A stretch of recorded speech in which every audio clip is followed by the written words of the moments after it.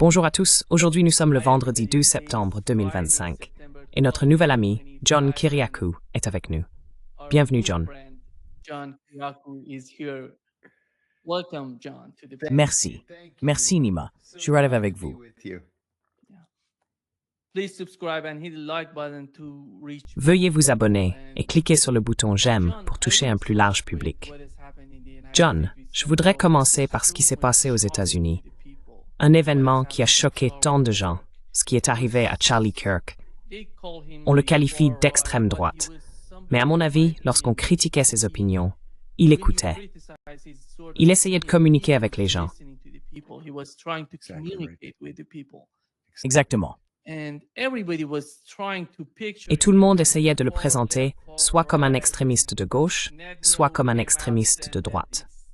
Ensuite, Netanyahou est intervenu et a déclaré que ce sont des islamistes qui l'avaient tué. Lorsqu'on lui a demandé si Israël était impliqué, il a répondu non, ce n'était pas Israël. Mais tout cela relève de la spéculation de la part de personnes qui s'intéressent davantage aux questions géopolitiques qu'aux questions intérieures. Chacun se faisait sa propre image de Charlie Kirk, selon son point de vue. Mais quelle est votre compréhension de ce phénomène aux États-Unis? Car après tout, je dirais qu'il a été un personnage très important dans la situation que nous observons aujourd'hui aux États-Unis. Quel est votre avis à ce sujet?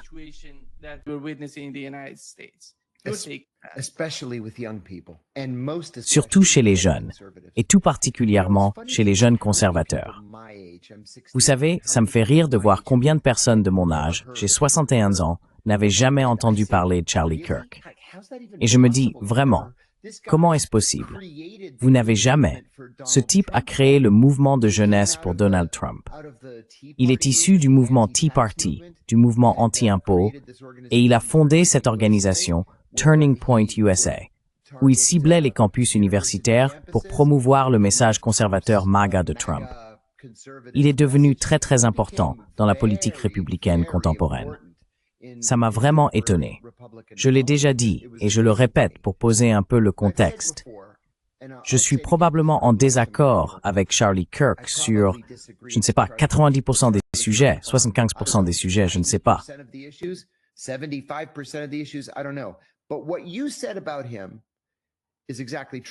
Mais ce que tu as dit à son sujet est tout à fait vrai. Et c'est pour ça que j'avais du respect pour ce type, parce qu'il a toujours été intéressé par le dialogue.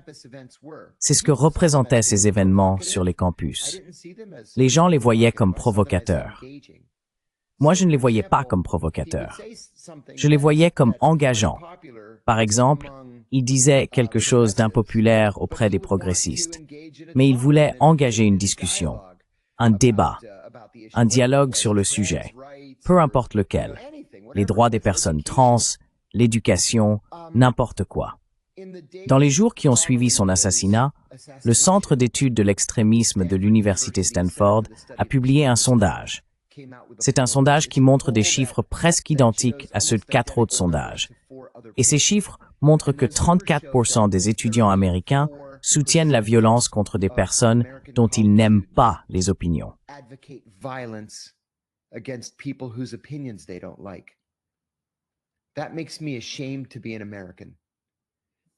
Cela me fait honte d'être américain.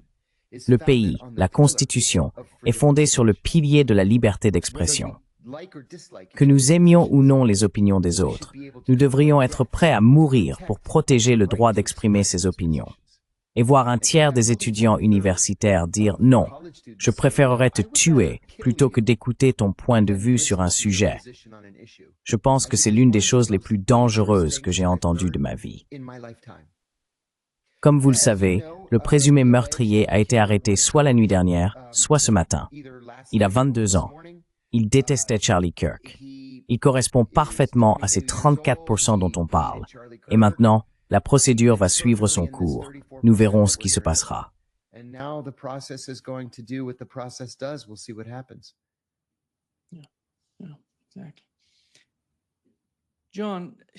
Oui, exactement. John, pour changer de sujet, parlons de ce qui se passe au Moyen-Orient. Avant toute l'affaire avec Charlie Kirk, qui a d'une certaine manière éclipsé ce qui s'est passé au Moyen-Orient. Dans le cas de Charlie Kirk, c'était choquant, mais cela s'est produit après ce qui s'est passé au Moyen-Orient, avec l'attaque contre le Qatar. Le Qatar est l'un des alliés les plus importants, les plus stratégiques des États-Unis au Moyen-Orient, et pourtant, Israël a décidé de les attaquer. Donald Trump, il semble qu'il était au courant.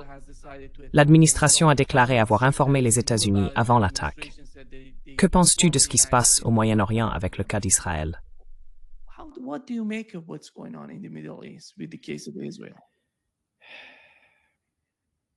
There's literally nothing good. Il n'y a littéralement rien de positif que l'on puisse dire à propos de cette décision. Je veux dire, il n'y a rien de bon à dire sur le génocide qui a lieu à Gaza, ou sur le génocide au ralenti et le nettoyage ethnique en cours en Cisjordanie. Je pense que tout le monde a le droit de critiquer, par exemple, le meurtre de civils au Liban ou ailleurs en dehors de Gaza et de la Cisjordanie, même au Yémen. Mais ensuite, les Israéliens ont l'audace inouïe d'attaquer un pays qui n'est pas seulement l'hôte des pourparlers de paix, mais aussi celui de la plus grande base aérienne américaine de la planète. La honte ici, et c'est pourquoi je pense que c'est si dangereux, la honte ici, c'est que Donald Trump n'a rien fait pour protéger les Qataris. Donald Trump did nothing to protect the Qataris. Nothing. At the very Rien. least, Au minimum, il fallait tirer quelques missiles patriotes pour intercepter les roquettes venant des Israéliens. I'd like to ask the Saudi government, Et j'aimerais poser la question au gouvernement saoudien. Où étiez-vous lorsque ces 15 avions de chasse israéliens traversaient votre territoire? why didn't you Pourquoi ne les avez-vous pas arrêtés? scramble jets? Pourquoi n'avez-vous pas fait décoller vos propres avions? Pourquoi n'avez-vous pas essayé de les abattre? Est-ce parce que vous détestez le Qatar à ce point? Preserve the ability to Parce que vous tenez tant à préserver la possibilité de rejoindre les accords d'Abraham? the day that Le jour où les Israéliens ont attaqué le Qatar, j'ai dit sur mon propre podcast que je n'étais pas sûr que la Maison-Blanche comprenne à quel point c'était important. stands just how important. Tous les Arabes nous regardent en se demandant « Que comptez-vous faire à ce sujet ?» N'est-ce pas? Saying, what are you going to do about this? Right? The Qataris have major non-NATO. Les Qataris bénéficient du statut de grand allié non membre de l'OTAN, ce qui signifie qu'ils ne sont pas membres de l'OTAN, mais que comme pour un membre de l'OTAN, nous devons les défendre. Il n'est pas précisé dans l'accord que nous devons les défendre contre l'Iran. L'Iran n'attaquera pas les Qataris. Nous devons les défendre. Or, l'attaque venait des Israéliens. Alors pourquoi ne les avons-nous pas défendus? Aujourd'hui, enfin, dans le Washington Post et le New York Times, on trouve des questions du type « Quel est l'intérêt pour le Qatar d'être un allié des États-Unis si les États-Unis se contentent de rester spectateurs et de les laisser se faire attaquer ?» Si j'étais l'émir Tamim, je réfléchirais très sérieusement à l'avenir de cette alliance. Parce que si je suis le dirigeant de ce pays et que je ne retire rien de ce partenariat, alors je préférerais qu'on me laisse tranquille et que quelqu'un d'autre s'en préoccupe. And let somebody else worry about it. We know that they were Nous savons qu'ils attaquaient la salle de négociation où ils essayaient de négocier, trying to negotiate. et nous ne savons pas ce qui s'est passé. Don't know what has happened. Pourquoi ont-ils quitté la salle avant l'attaque? The room before the attack. Igor, There's some rumors that a Turkish Il y a des rumeurs selon lesquelles les services de renseignement turcs auraient réussi d'une manière ou d'une autre à les informer. Ou alors c'était un accident. Ils ont eu de la chance. D'accord. Quand on observe le comportement d'Israël, on a vu la même attitude de leur part lorsque les États-Unis négociaient avec les Iraniens et leurs responsables pour essayer d'apporter un peu de raison à ce qui se passe au Moyen-Orient, notamment concernant le programme nucléaire iranien et tout ce qui s'y rapporte. Et ils ont attaqué l'Iran. Et en ce moment, il me semble, John, que Donald Trump, c'est comme s'ils jouaient leur va-tout. Ils n'ont pas de stratégie. Ils n'ont pas, d'une certaine manière, les Israéliens ont réussi à convaincre Donald Trump et son administration de leur faire confiance, de les laisser faire ce qu'ils veulent au Moyen-Orient. Comme l'a dit l'ambassadeur israélien aux États-Unis, ils sont en train de changer le visage du Moyen-Orient. Mais je ne vois pas ce visage changer. Non. et ce changement leur profiterait à long terme. And the change would benefit them in a long Yeah. run. How do you No, see I that? agree with you. They're killing a lot of people. Comment vois-tu They're cela? not changing the face Je suis of the d'accord Middle avec East. toi. What they're doing Ils tuent is beaucoup de they're gens, turning the mais ils ne West changent pas le against visage du us. Moyen-Orient. Here in the United Ce States, qu'ils font, c'est retourner l'Occident contre eux. Ici, aux États-Unis, une majorité de membres du Parti démocrate, plus de 50-100, soutiennent les Palestiniens.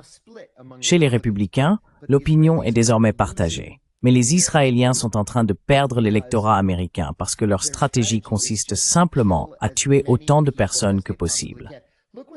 Regardez ce qui se passe avec les Palestiniens de Gaza et ces rumeurs ou rapports divulgués selon lesquels les États-Unis et le gouvernement israélien discutent avec les Albanais, les Malaisiens, les Indonésiens pour déplacer tous les Palestiniens ailleurs.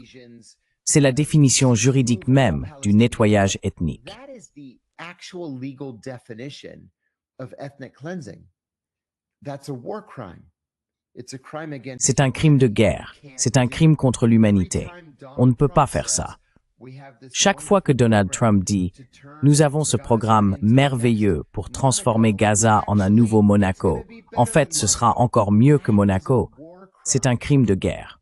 On ne peut pas faire ça. Et ensuite, la réponse des États-Unis est d'imposer des sanctions à la Cour pénale internationale ou d'imposer des sanctions à l'interlocuteur spécial des Nations Unies pour la lutte contre le terrorisme et les réfugiés et à tous les autres. C'est tout simplement inacceptable. Si vous êtes un président des États-Unis qui rêve de remporter le prix Nobel de la paix, vous ne gagnez pas le prix Nobel de la paix en encourageant la guerre et les attaques contre les civils, le meurtre de femmes, d'enfants et de non-combattants, et les nettoyages ethniques tout ça.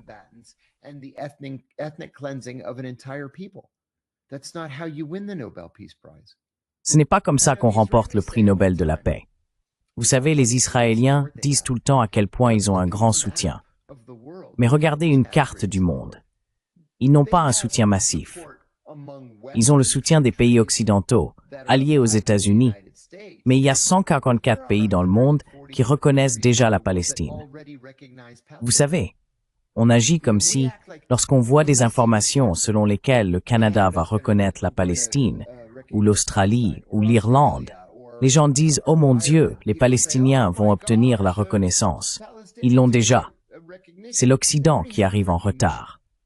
It's the West that's late to the game.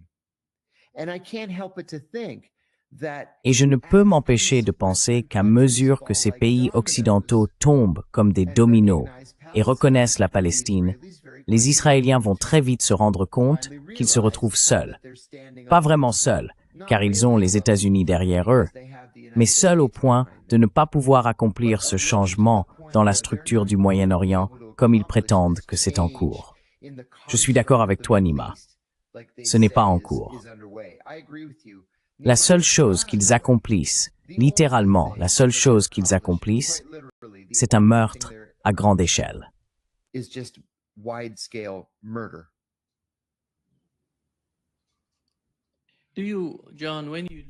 John, quand tu examines leur attaque contre l'Iran, penses-tu que l'objectif principal de cette attaque était un changement de régime, ou était-ce autre chose? Quelle est ta compréhension de cela? I do think it was regime change because Je pense effectivement qu'il s'agissait d'un changement de régime, car les Israéliens tirent profit du chaos, tout comme ils ont profité du chaos entourant la chute de Saddam Hussein, le renversement de Saddam Hussein. Mais si vous êtes un occidental anti-Iran, votre seule conclusion était que le renversement de Saddam Hussein servait les intérêts de l'Iran.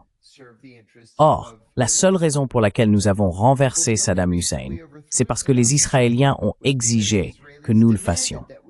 Et je vais ajouter quelque chose. J'ai travaillé longtemps à la CIA et littéralement, à chaque fois que Benjamin Netanyahou venait aux États-Unis pendant des décennies, il demandait à celui qui était président à ce moment-là, « S'il vous plaît, attaquez l'Iran. S'il vous plaît, attaquez l'Iran. S'il vous plaît, attaquez l'Iran. » Please attack Iran, please attack Iran, please attack Iran. And every president said, no, I'm not going to attack Iran. Et chaque président a dit « Non, je ne vais pas attaquer l'Iran simplement parce que vous le voulez. » jusqu'à Donald Trump. Alors ils peuvent enjoliver la situation, comme on dit, et affirmer « Eh bien, nous l'avons fait uniquement parce que l'Iran représente une menace existentielle pour Israël. Ils ont ce programme nucléaire. Ils vont construire une bombe nucléaire et la lancer sur Israël. » Non. Si j'étais iranien, je dirais qu'Israël est une menace existentielle pour moi et que j'ai besoin d'un programme nucléaire comme moyen de dissuasion, parce que ce sont les Israéliens qui me bombardent. Je n'ai pas bombardé les Israéliens. Ce sont les Israéliens qui possèdent un arsenal de je ne sais combien, 200, 220, peu importe, d'armes nucléaires. C'est quelque chose que la plupart des Américains ne comprennent tout simplement pas. Il y a vraiment deux versions de cette histoire. Et ce ne sont pas les Iraniens qui militent au Moyen-Orient.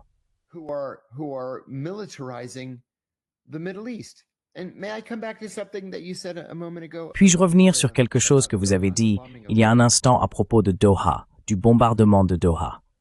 Je ne comprends tout simplement pas comment il se fait que des hauts responsables américains ne puissent pas arriver à la conclusion que les actions israéliennes vont rendre la politique étrangère américaine extrêmement difficile. Comme je l'ai dit, si j'étais l'émir Tamim, je serais peut-être assez en colère pour dire « Vous devez quitter cette base aérienne. Ça suffit. Nous vous avons fait venir ici pour nous protéger. Vous ne nous avez pas protégés. Vous devez partir. » J'ai vécu à Bahreïn de 1994 à 1996 et les Qataris nous ont demandé, ils ont dit « Si nous construisons une immense base navale, accepteriez-vous de déménager de Bahreïn au Qatar ?» Et nous avons répondu « Non, nous ne pouvons pas, parce que nous sommes à Bahreïn depuis les années 70 et nous sommes très très proches du gouvernement bahreïni et nous ne pouvons tout simplement pas le faire. »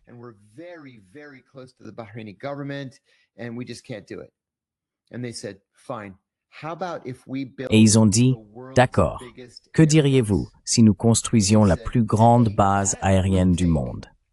Et nous avons répondu « Ça, on prend. » C'est pour ça que nous sommes là, pas parce qu'il n'y a pas d'autre endroit. Nous pourrions nous déployer partout dans la région si nous le voulions.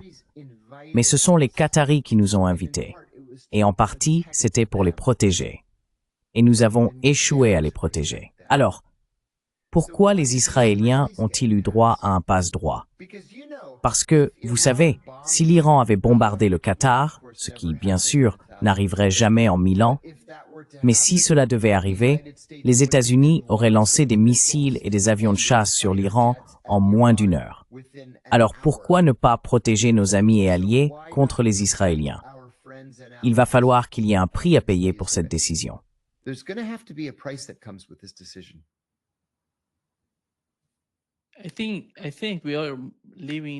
pense que nous vivons une période très importante. Vous savez, les changements qui se produisent au Moyen-Orient, en Asie de l'Ouest, pas seulement là-bas, mais aussi en Europe, dans la partie orientale de l'Europe. Que se passe-t-il, John? Nous assistons à la montée des BRICS, au sommet de l'OCS. Regardez la Chine aujourd'hui. Leur armée, leur économie sont tellement puissantes. La guerre en Ukraine a placé la Russie dans une bien meilleure position qu'avant le début du conflit. Et vous voyez les États-Unis. J'observe la politique des États-Unis en Asie de l'Ouest et au Moyen-Orient, qui est si importante pour la sécurité du monde. Oui, pour le monde.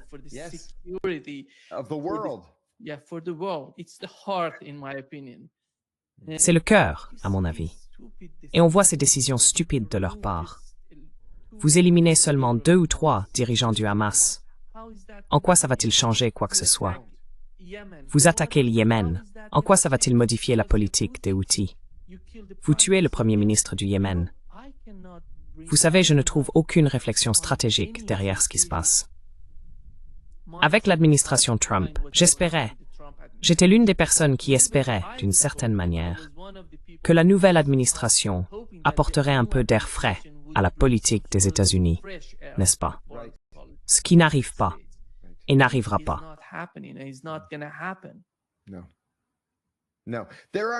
Non, il n'y a pas de grands penseurs. Marco Rubio ne va pas entrer dans l'histoire comme le grand penseur qui a conceptualisé cette nouvelle politique étrangère américaine. Cela n'arrivera tout simplement pas.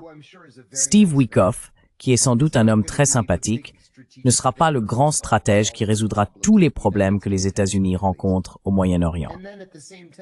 Et en même temps, il y a Benjamin Netanyahou qui sait qu'il bénéficie d'un immense soutien politique aux États-Unis, au Congrès. Il a tellement de soutien bipartisan, aussi bien chez les démocrates que chez les républicains, qu'il peut faire tout ce qu'il veut. Absolument tout. Et avec l'AIPAC et le lobby israélien aux États-Unis, si vous êtes membre du Congrès et que vous ne suivez pas la ligne israélienne, ils vous opposeront un candidat lors des primaires.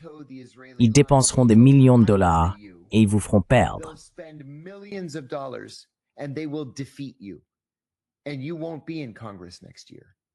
Et vous ne serez plus au Congrès l'année prochaine. Donc, c'est comme si les gens étaient pris en otage. Notre système politique est pris en otage par ce tout petit pays de colons européens qui ont simplement décidé qu'ils étaient ceux qui avaient des droits sur cette terre parce que Dieu le leur avait dit. Ce n'est tout simplement pas réaliste. C'est pourquoi il n'y aura jamais de paix, je pense, pas si le statu quo ne change pas. Vous avez soulevé un autre point important, et je pense que c'est quelque chose que le gouvernement américain ne comprend vraiment pas, Nima, à savoir l'avènement des pays des BRICS. Je pense que les États-Unis ont d'abord cru que la création des BRICS était une plaisanterie, que ce n'était qu'une alliance de pays parias. Pourtant, ce sont certaines des plus grandes économies du monde. La Chine, la Russie, l'Inde, le Brésil.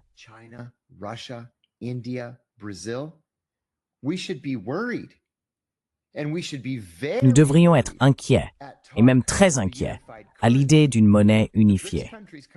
Si les pays des BRICS créent une monnaie commune comme l'euro, et que les pays producteurs de pétrole, qu'ils soient au Moyen-Orient ou ailleurs, commencent à vendre leur pétrole dans cette monnaie, le dollar est fini, et les États-Unis ne seront plus l'hégémon mondial. Un autre point également, et je suis déçu que les médias traditionnels n'en parlent pas, c'est l'abus et la surutilisation des sanctions. Il y avait une blague à la CIA. On va ajouter des sanctions contre l'Iran. Je me souviens avoir dit un jour, combien de sanctions peut-il encore y avoir? On sanctionne l'Iran depuis 1969. Aujourd'hui, les sanctions n'ont plus de sens. Vous savez, ils disent, eh bien, il y a un Iranien, et c'est chef NSC Snore.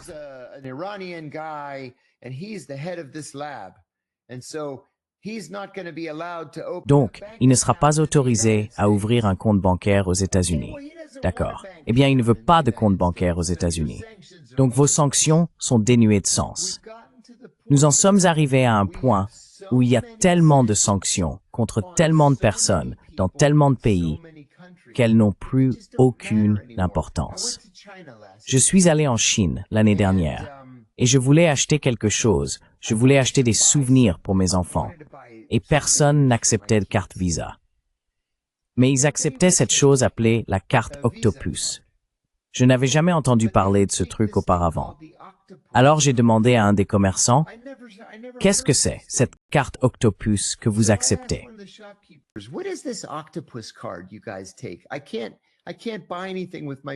Je ne peux rien acheter avec ma carte Visa. Je dois payer en espèces. Et il m'a dit, oui, la carte Octopus, c'est la carte de crédit chinoise. J'ai demandé, pourquoi n'utilisez-vous pas simplement les cartes Visa?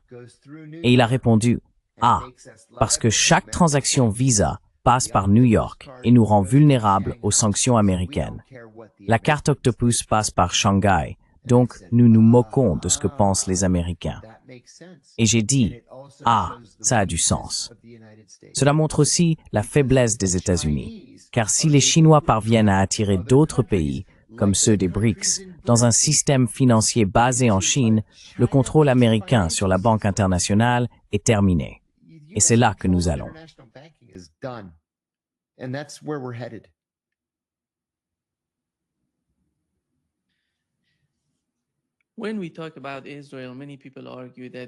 Quand on parle d'Israël, beaucoup de gens affirment qu'il s'agit de personnes très intelligentes, d'organisations très intelligentes dans chaque secteur du gouvernement.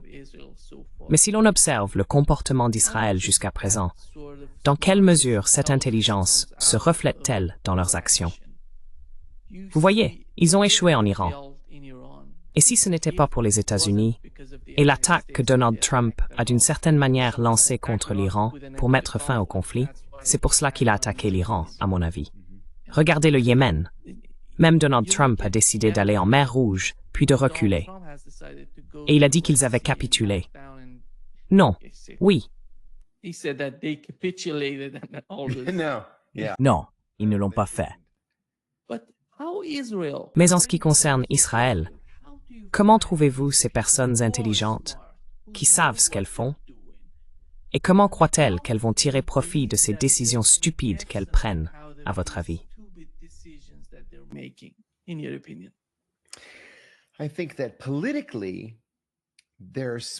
Je pense que politiquement, ils sont intelligents dans leurs actions et objectifs à court terme. Si vous voulez faire élire un candidat pro-israélien, vous mettez $1 million dans la campagne. Vous diffusez des publicités à la télévision.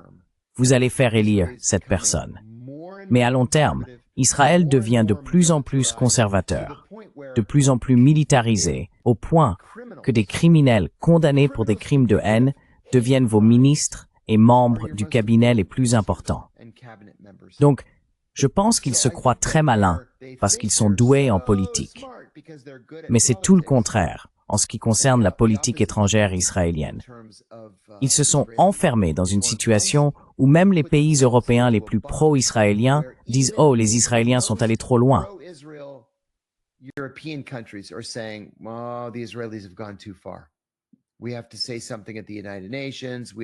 Nous devons dire quelque chose aux Nations Unies. Nous devons envoyer un message à l'ambassadeur. Ça suffit. Donc je pense que ce glissement progressif vers la droite n'a en réalité pas été si progressif ces dernières années.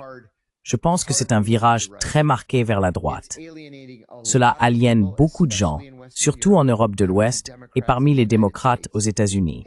Et les Israéliens approchent d'un point de non-retour, où ils vont se mettre suffisamment de gens à dos pour ne plus pouvoir garantir leur propre sécurité, peu importe combien de personnes ils tuent. Et une autre chose aussi, je suis chrétien orthodoxe grec, pratiquant. L'orthodoxie grecque est l'une des plus anciennes religions du monde. C'est la plus ancienne dénomination du christianisme.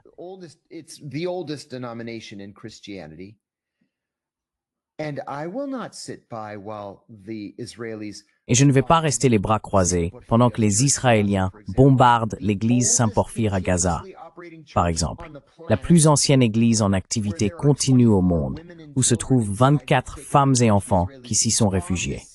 Les Israéliens bombardent cette église vieille de 1600 ans et tuent tout le monde à l'intérieur. Et je suis censé dire quoi? Que je soutiens Israël? Pas question. C'est un problème aux États-Unis, où il y a des chrétiens évangéliques sionistes et des catholiques conservateurs sionistes qui ignorent le massacre de masse des chrétiens palestiniens. Au nom de quoi? Aider Jésus à revenir à la fin des temps parce que tous les Juifs sont retournés en Israël. Qui sait ce que leur idéologie étrange, vous savez, délirante leur dicte? Mais cela ne peut pas durer. C'est intenable. On arrive à un point où tout va s'effondrer, et les Israéliens sont aveugles à cela.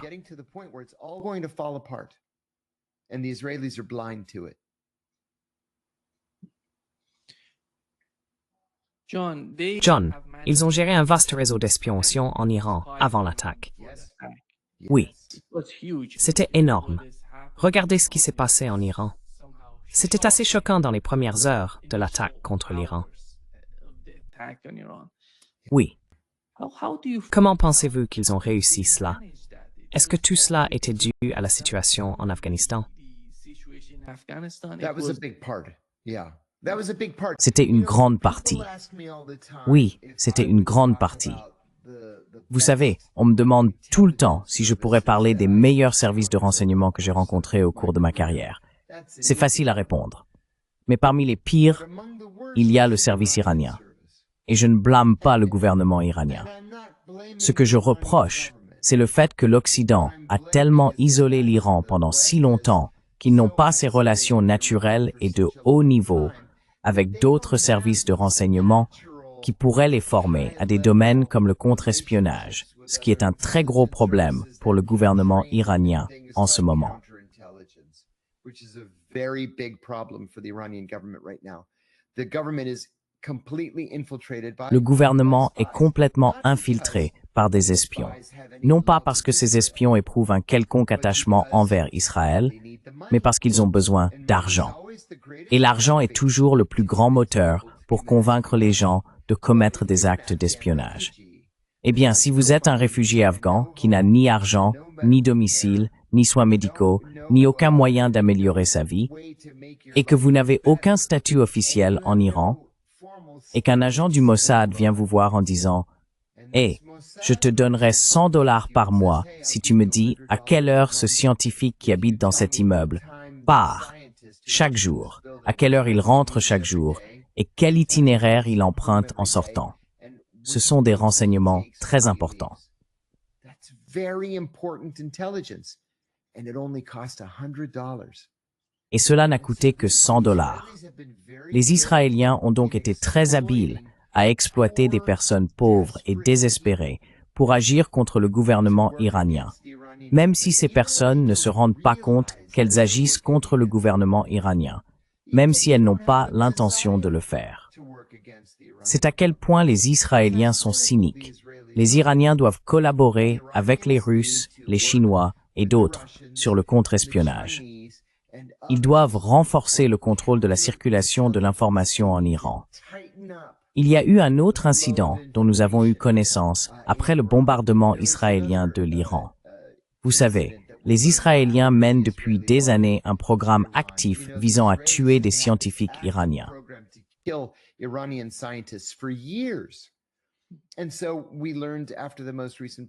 Et donc nous avons appris, après le bombardement le plus récent, que les scientifiques n'étaient pas autorisés à porter des téléphones portables. Excellente idée. Mais leurs gardes du corps, eux, en avaient.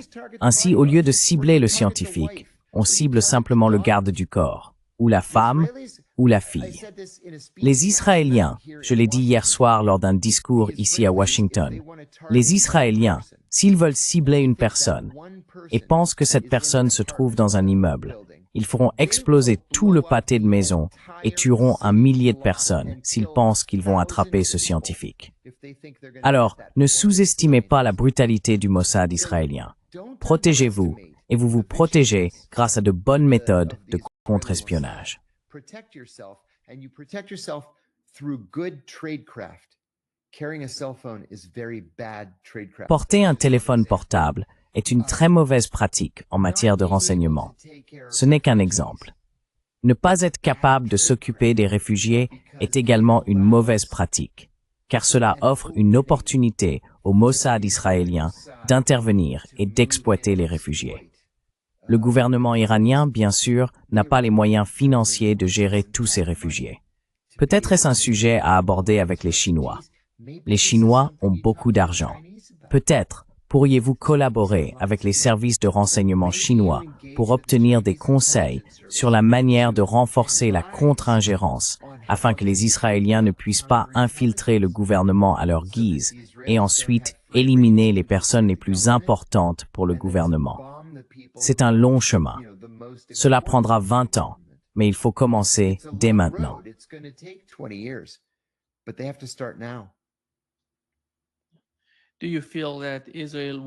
Pensez-vous qu'Israël va attaquer de nouveau? Vont-ils attaquer l'Iran? Ils ont dit qu'ils allaient attaquer le Qatar. Du moins, c'est ce que nous avons compris, d'après les réactions, d'après leurs propos, après l'attaque contre le Qatar. Ils ont dit: nous allons aller chercher ces gens partout, peu importe le pays. Nous allons les attaquer.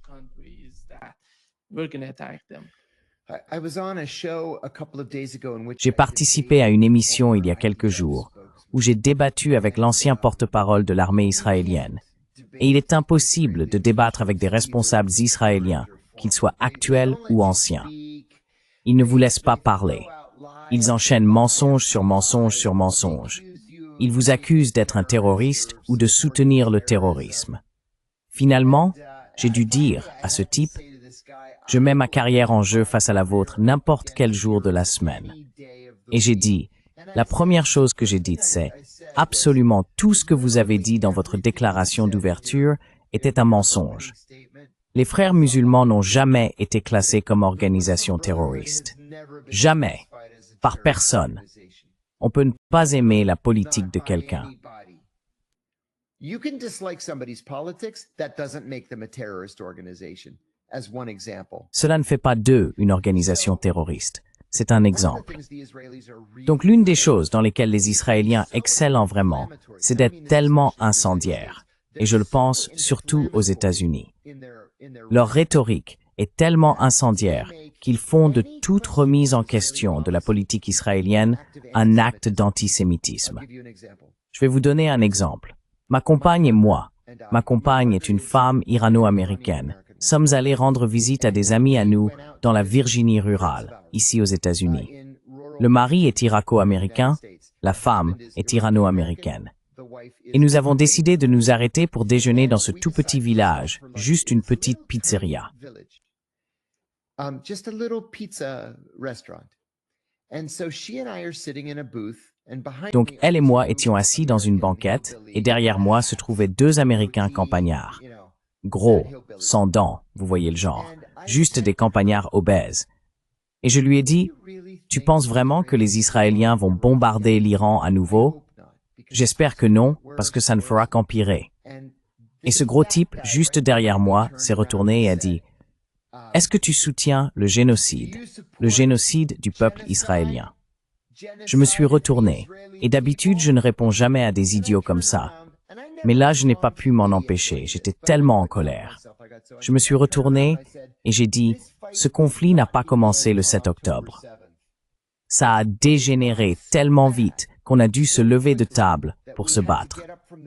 Et le propriétaire du restaurant est venu et l'a mis dehors.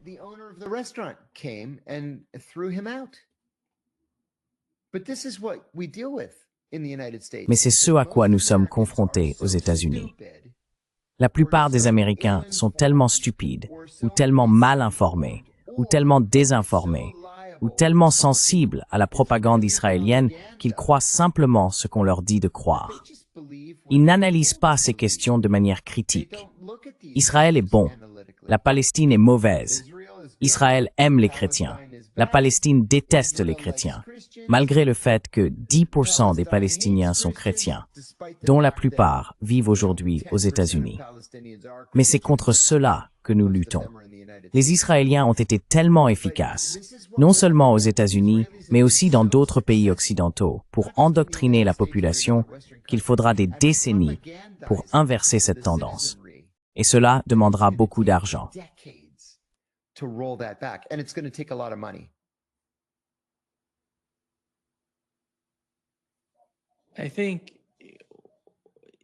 Je pense, John, que tu as mentionné avoir travaillé avec, tu sais, le Mossad, tu sais, Israël. Comment ça fonctionne? Penses-tu qu'il existe une alternative en Israël pour remplacer le gouvernement, le Premier ministre actuel d'Israël, qui apporterait un certain changement? Parce que nous avons entendu Naftali Bennett exprimer le même genre d'état d'esprit. Qui est l'alternative en Israël? Qui va faire la paix? Qui va changer la direction en Israël?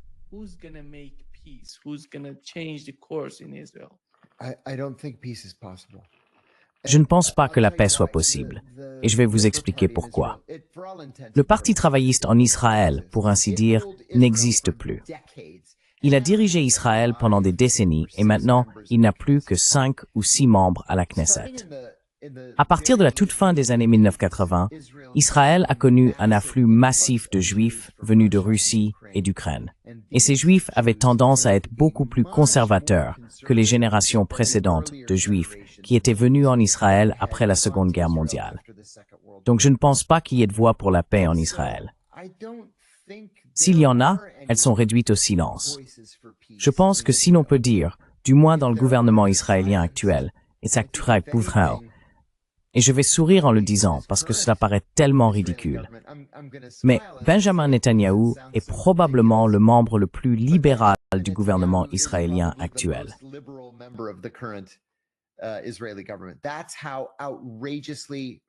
Voilà à quel point ce gouvernement en Israël est outrageusement de droite, dangereusement de droite, quand Benjamin Netanyahou est le plus à gauche. Et l'autre chose aussi, c'est que supposons que l'opinion publique change vraiment. Supposons qu'un miracle se produise et que les États-Unis décident de ne plus soutenir Israël, qu'ils coupent l'aide à Israël, qu'ils coupent l'aide militaire à Israël, et que l'Europe de l'Ouest coupe aussi l'aide militaire à Israël. Les Israéliens ne vont pas simplement abandonner et partir. Ils ne vont pas se laisser couler et disparaître. Ils possèdent plus de 200 armes nucléaires et ils ont dit qu'ils s'en serviraient. Donc, je ne suis en aucun cas optimiste quant à la paix. Je ne pense pas qu'il existe actuellement une personnalité politique israélienne qui soit sérieuse à propos de la paix.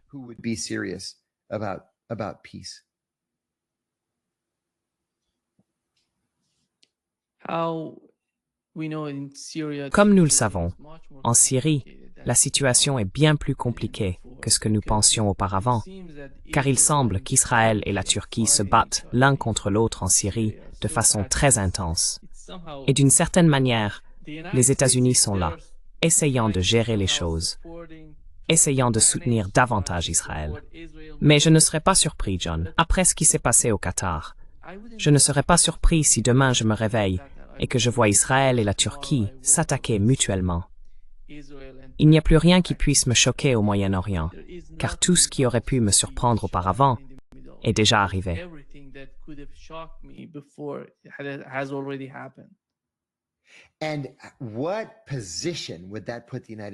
Et quelle position cela mettrait-il les États-Unis? Parce que la Turquie est un pays membre de l'OTAN. Et si la Turquie invoque, le mot m'échappe, l'article 5 du traité de l'OTAN, toute l'OTAN devrait intervenir. Merci, l'article 5 du traité. Chaque pays de l'OTAN devrait venir au secours de la Turquie contre Israël. Mais tu as raison, et tu soulèves un point important ici, Nima, où pendant un moment, il y a eu une coopération très étroite en Syrie entre les États-Unis, Israël et la Turquie. Maintenant, ils l'ont tous fait pour des raisons différentes. Les Israéliens voulaient la chute d'Assad. Les Turcs voulaient une sorte de victoire sur les Kurdes. Et les États-Unis, je ne sais même pas ce qu'on voulait.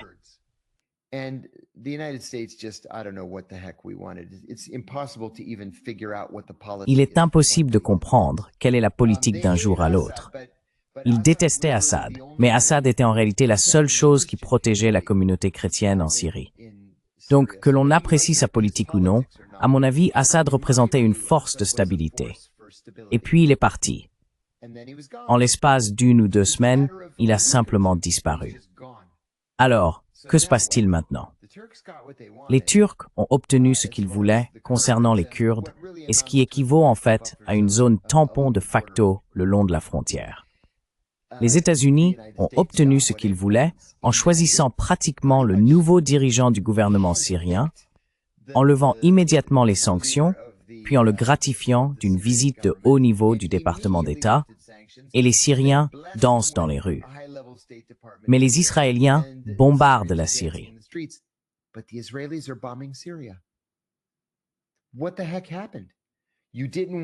Qu'est-ce qui s'est passé, bon sang? Vous ne vouliez pas d'Assad, alors que de nombreux experts disaient « Écoutez, mieux vaut le diable que vous connaissez que celui que vous ne connaissez pas. » Et ils savaient qu'ils pouvaient contenir Assad. Ils le savaient. Alors pourquoi prendre le risque et parier que quelqu'un qui était membre d'Al-Qaïda et cofondateur de l'État islamique allait devenir le nouveau dirigeant du pays? Est-ce que les Israéliens ne s'attendaient pas à ce que Donald Trump décide un jour? J'aime bien ce nouveau type.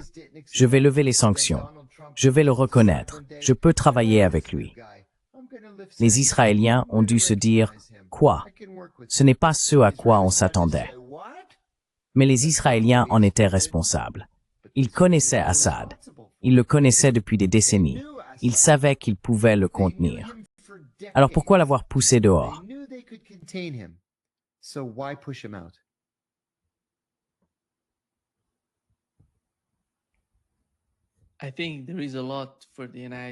Je pense qu'il y a beaucoup de décisions à prendre pour les États-Unis concernant le Moyen-Orient, en particulier en ce qui concerne, parce que on peut supposer ce qui s'est passé jusqu'à présent au Moyen-Orient, avec les changements. Je pense que la Russie et la Chine, c'est une énorme opportunité pour la Russie et la Chine de venir et de nouer des liens avec ces États arabes. Souvenez-vous de ce que la Chine et la Russie ont fait en coulisses avec l'Iran et l'Arabie saoudite. En coulisses, ils les ont préparés, ils ont discuté ensemble. Il y a eu un rapprochement entre les deux pays. Ce qui était, je ne sais pas si les États-Unis, John, en ce qui concerne les États-Unis, penses-tu qu'il y a un establishment qui dirige tout cela? Penses-tu que le président des États-Unis a un rôle à jouer là-dedans? Parce qu'après tout, si on y réfléchit, il n'y a pas de différence entre l'administration Biden et l'administration Trump. Biden administration and the Trump administration. None. None whatsoever. And you know, I've Aucune, told this- absolument I've said this aucune. many times before. Et vous savez, je l'ai déjà dit à de nombreuses reprises lors d'interviews, mais quand George W. Bush était président, on disait tout le temps à la CIA qu'on n'avait jamais vu une administration travailler aussi dur pour ne pas parler à nos ennemis. À quoi sert le département d'État si on ne leur permet pas de parler à qui que ce soit? Et donc, Donald Trump, aussi peu que je l'appréciais, quand il a ouvert des discussions avec les Nord-Coréens, on a célébré, enfin on va commencer à parler à nos adversaires. Nous devrions parler aux Nord-Coréens, aux Iraniens, aux Russes, aux Chinois, aux Cubains. The Iranians, the Russians, the Chinese, the Cubans. We should be talking to all these countries. That's what diplomats do. Nous devrions parler à tous ces pays. C'est ce que font les diplomates. Ils discutent. Mais nous, non. Eh bien, en coulisses, les Russes le faisaient. Les Chinois aussi. Et voilà que les Saoudiens et les Iraniens normalisent leurs relations. Les Bahreïnis et les Iraniens normalisent leurs relations. Ça, c'est de la diplomatie. Et si vous voulez être l'hégémon et le pays qui dicte les règles, il faut s'engager dans la diplomatie, car les deux parties doivent pouvoir montrer qu'elles ont gagné quelque chose. Et les États-Unis ne font pas cela. Nous disons, vous faites ceci, sinon sanctions, voire bombardement. Ce n'est pas de la diplomatie, c'est du défaitisme. That's not diplomacy. That's defeatism. And so you're right, and this is an important point that you Donc, make. vous avez raison, et c'est un point important que vous soulevez. Peu importe qui est à la Maison-Blanche, que ce soit un démocrate comme Joe Biden ou un républicain comme George W. Bush ou Donald Trump. Cela n'a tout simplement pas d'importance. Nous voulons que chaque pays fasse exactement ce que nous leur disons de faire. Et s'ils n'aiment pas ça, sanctions. Eh bien, nous avons atteint le point de bascule où ils disent, vous savez quoi, vos sanctions, ça ne nous intéresse plus. Et si j'étais le Qatar, je serais au téléphone avec la Maison-Blanche en disant, ne refaites jamais ça. Soit vous nous protégez, soit vous partez. Donc, nous verrons ce qui va se passer. See where that goes. I think, John, Je pense, John, qu'en ce qui concerne le Moyen-Orient, les États-Unis doivent au moins prendre en compte deux pays importants, la Turquie et l'Iran. Turkey and Iran. Sans aucun doute. And we have other players in the Middle East. Et il y a d'autres acteurs au Moyen-Orient, mais ce sont deux acteurs majeurs. Pensez-vous que les États-Unis soient capables de changer la façon dont ils perçoivent ces deux pays? Je considère la Turquie comme faisant partie de... Eh bien, vous avez mentionné que la Turquie fait partie de l'OTAN, mais lorsqu'il s'agit d'armes, vous vous souvenez que les États-Unis ont dit « Je ne vais pas les vendre ». No, yeah, that's Oui, c'est ça, c'est ça. Ils doivent aller les acheter en Russie. You know what, Nima? The only reason Turkey is still a part of Tu sais quoi, Nima? La seule raison pour laquelle la Turquie fait encore partie de l'OTAN, c'est que lorsque la charte de l'OTAN a été rédigée en 1947, il ne leur est jamais venu à l'esprit qu'ils pourraient devoir exclure un pays. Il n'existe donc aucune disposition dans la charte permettant d'exclure un pays. Donc, à moins que la Turquie ne se retire de l'OTAN, comme l'ont fait les Français dans les années 70, le reste de l'OTAN doit composer avec elle. C'est tout. Ils sont dans l'OTAN. Mais tu as tout à fait raison. La Turquie est une puissance régionale. L'Iran est une puissance régionale. Donc ce que les États-Unis devraient vraiment faire, c'est s'appuyer sur la diplomatie turque. Peut-être que la Turquie devrait jouer le rôle d'intermédiaire, non? Elle en a la capacité. Elle est bien placée. Elle dispose d'une armée gigantesque. They're well placed They have a gigantic military. They have a strong enough economy. And they live Ils ont une in that économie neighborhood. suffisamment forte. So, yeah, Et ils why vivent là, dans ce are we not quartier, counting n'est-ce on pas? on this NATO Alors ally? oui, pourquoi ne comptons-nous pas sur cet allié de l'OTAN pour nous aider à dialoguer avec l'Iran, avec les Palestiniens ou avec d'autres? Et puis en plus de tout cela, nous commettons des erreurs très stupides et inutiles. Il y a une citation célèbre de Gamal Abdel Nasser, l'ancien président de l'Égypte. Je l'avais d'ailleurs accrochée au-dessus de mon bureau à la CIA. Et j'ai fait des recherches, donc je sais qu'elle est authentique. J'ai retrouvé le discours original, et il a dit ceci. Ce qu'il y a avec vous, les Américains, c'est que vous ne prenez jamais de décisions franchement stupides.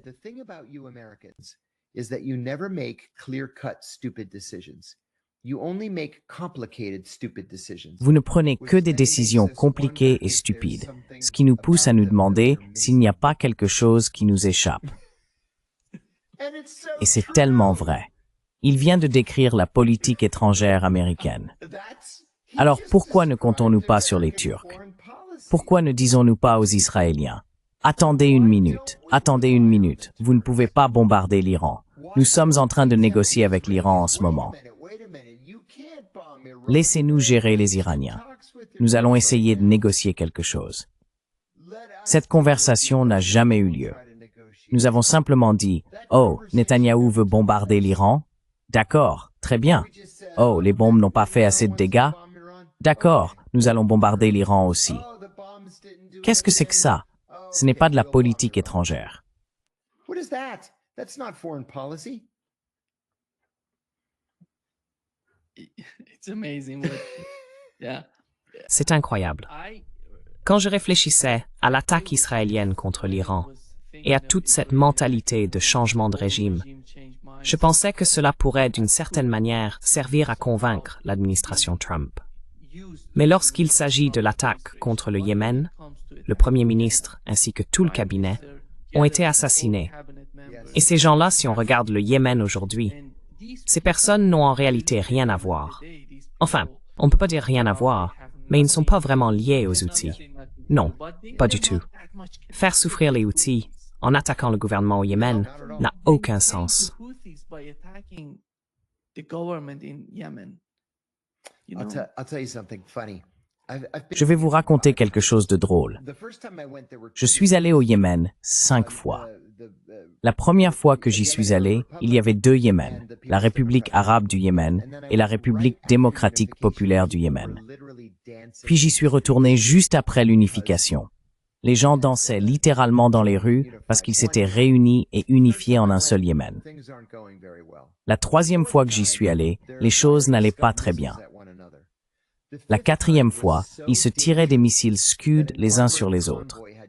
La 5e fois, c'était tellement dangereux qu'un convoi blindé a dû m'emmener de l'aéroport à l'hôtel, puis à l'ambassade, et enfin de retour à l'aéroport.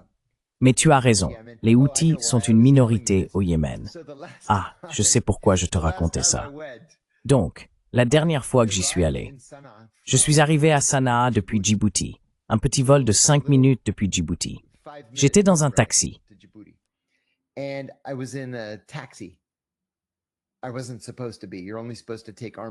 Je n'étais pas censé y être. On est censé ne prendre que des voitures blindées. Mais j'aime le Yémen et je parle arabe. Je voulais aller au souk et simplement me promener. Alors j'ai demandé au chauffeur de taxi. Alors, comment ça se passe avec les Houthis? Et il m'a répondu, oh, on se bat contre les Houthis tous les jours. Mais les Saoudiens nous aident avec leurs drones. Ils bombardent les Houthis tout le temps. Et j'ai dit, les Saoudiens n'ont pas de drones. Et puis j'ai pensé, oh mon Dieu, nous avons des drones à Djibouti. Et là, je me suis arrêté de parler. Je suis donc rentré. À l'époque, je travaillais pour la Commission des Affaires étrangères du Sénat, et j'ai dit à John Kerry, qui en était le président, « Saviez-vous que nous bombardons le Yémen avec des drones? Il n'y a pas eu de vote du Congrès pour nous autoriser à bombarder le Yémen. » Et il a répondu, « Oui, c'est quelque chose qui dépasse votre niveau de responsabilité. »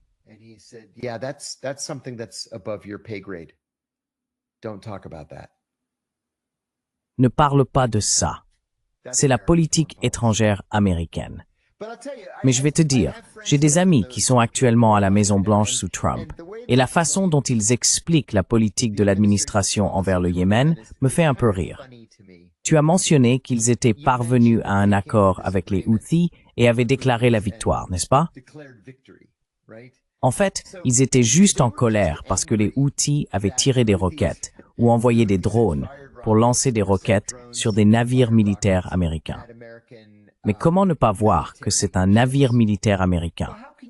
Il est tout peint en gris, entièrement couvert de roquettes, de missiles et de canons, et il y a le drapeau américain qui flotte dessus. Donc l'accord était, vous arrêtez d'attaquer nos navires et nous arrêtons de vous bombarder. Les Israéliens furent parce qu'ils voulaient que nous bombardions un Amber Houthi à chaque occasion.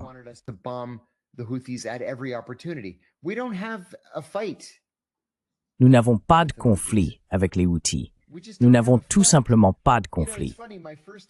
Vous savez, c'est drôle. La première fois que je suis allé au Yémen, j'ai rencontré l'ambassadeur américain. C'était un homme charmant, un diplomate.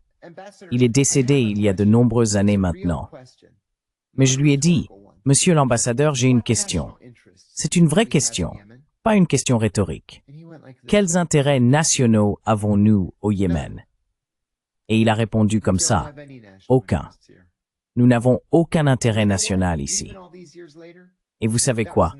Même toutes ces années plus tard, c'était en 1990 quand j'ai posé cette question, même toutes ces années plus tard, à part la sécurité du Bab el-Mandeb, nous n'avons pas d'intérêt national au Yémen. Ce que nous devrions faire, c'est creuser des puits d'eau, les aider à construire des routes ou des hôpitaux, moderniser le réseau électrique, mais ce n'arrive jamais.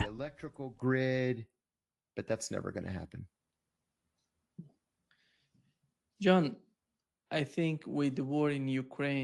John, je pense qu'avec la guerre en Ukraine et ce qui s'est passé entre l'Iran et Israël, on peut dire que les grandes guerres ne peuvent plus être la principale politique à Washington à cause du conflit en Ukraine. On ne peut pas se le permettre. On va en Ukraine, on amène tout le monde là-bas, on essaye de tout mettre là-bas. Et au final, on n'arrive pas à fournir, on n'arrive pas à produire comme la Russie produit des armes. C'est pour ça qu'on échoue. C'est vrai, ils ont tout fait. Les Ukrainiens, je pense qu'au final, il faut voir l'Ukraine, ils se sont tellement bien battus. Ils ont tout fait pour vaincre la Russie. Ils n'y sont pas arrivés. Ils n'y sont pas arrivés. Oui, on va en Chine, c'est pareil. Je pense que, d'une certaine manière, penses-tu que la politique à Washington et en Occident est en train de passer des nouvelles guerres à de nouveaux coups d'État, de nouveaux...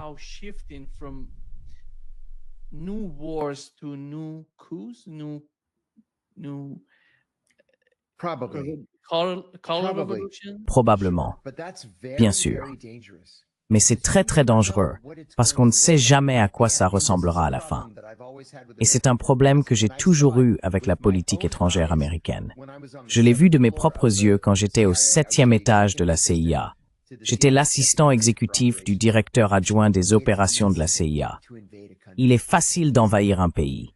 C'est facile. Il est facile de renverser un gouvernement, mais il est très, très difficile de s'en retirer. Et donc, en conséquence, prenez simplement l'exemple de l'Irak. Nous avons tué 1 million d'Irakiens, dont la plupart étaient des civils.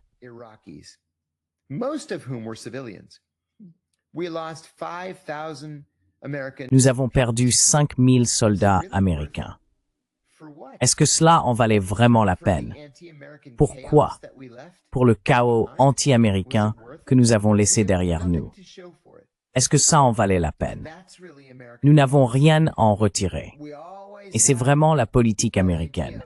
Nous avons toujours une idée de la façon dont nous voulons attaquer un pays, mais jamais la moindre idée de comment en sortir ou de ce à quoi ressemble la victoire. Donc, je suis d'accord avec vous. Les révolutions de couleur sont probablement moins coûteuses que de dépenser 500 milliards de dollars en aide militaire à l'Ukraine. Mais malgré tout, à quoi cela ressemble-t-il au final? Si l'on se fie au passé, cela ne ressemble à rien qui profite aux États-Unis.